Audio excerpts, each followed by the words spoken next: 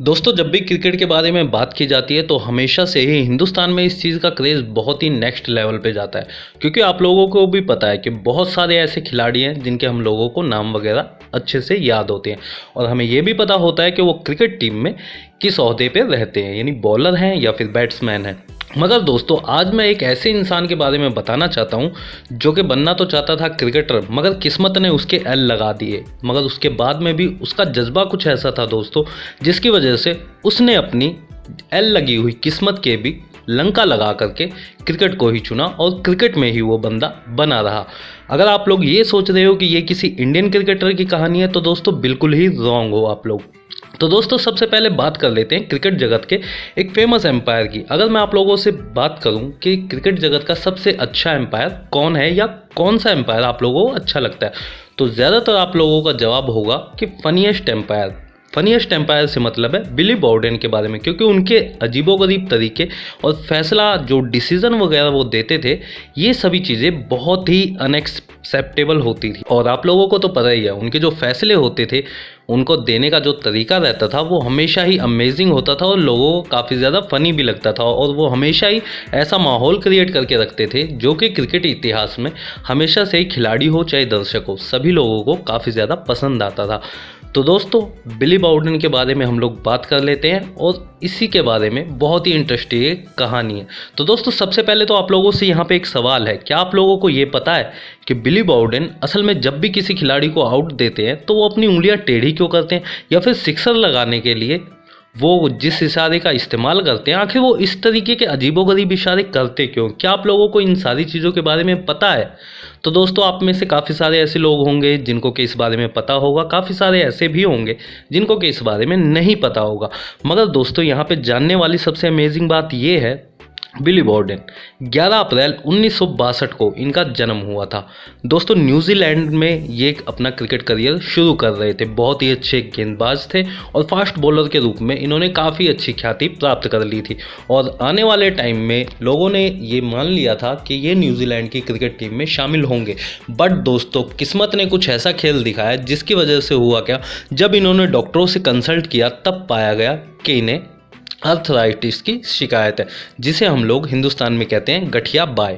तो दोस्तों जब उन्हें इस बीमारी के बारे में पता लगा और डॉक्टरों ने इन्हें साफ साफ मना कर दिया कि आप अपने क्रिकेट करियर को बहुत ज़्यादा लंबा नहीं खींच पाओगे क्योंकि ये बीमारी आपको बहुत ज़्यादा परेशान करेगी और आने वाले टाइम में आप बॉलिंग वगैरह बिल्कुल भी नहीं कर पाओगे, तो इससे फिर बिली का दिल बहुत ही ज़्यादा क्रैक हो जाता है। मगर दोस्तों कहते हैं ना, जिनके अंदर क्रिकेट से जुड़े रहने का जज्बा होता है वो कोई ना कोई रास्ता निकाल ही लेते हैं। तो बिली ने उस टाइम पे शुरू कर दिया एम्पायरिंग पे ध्यान देना और बिली एक अच्छे खासे एम्पायर बने और उसके बाद में उन्होंने क्रिकेट को ज्वाइन किया और बहुत ही अच्छे खासे उन्होंने डिसीजन दिया। और अपने फ़नी विवादों के चलते, फ़नी विवादों से दोस्तों मेरा मतलब सिर्फ इतना है कि जो उनका इशारे थे, जैसे कि आउट देने के लिए अपनी उंगली को टेढ़ा करना या फिर सिक्सर देने के लिए अपने दोनों हाथों को धीरे धीरे ऊपर ले जाना, साथ ही साथ अपनी टांगों को भी हिलाना, और चौके का इशारा तो आप लोगों को पता ही होगा कि वो किस नाटकीय अंदाज में देते थे, जिससे क्रिकेट मैदान में बैठे हुए दर्शक तो काफ़ी ज़्यादा खुश होते ही थे, साथ में जो खिलाड़ी थे उनका भी अच्छा खासा मनोरंजन हो जाता था।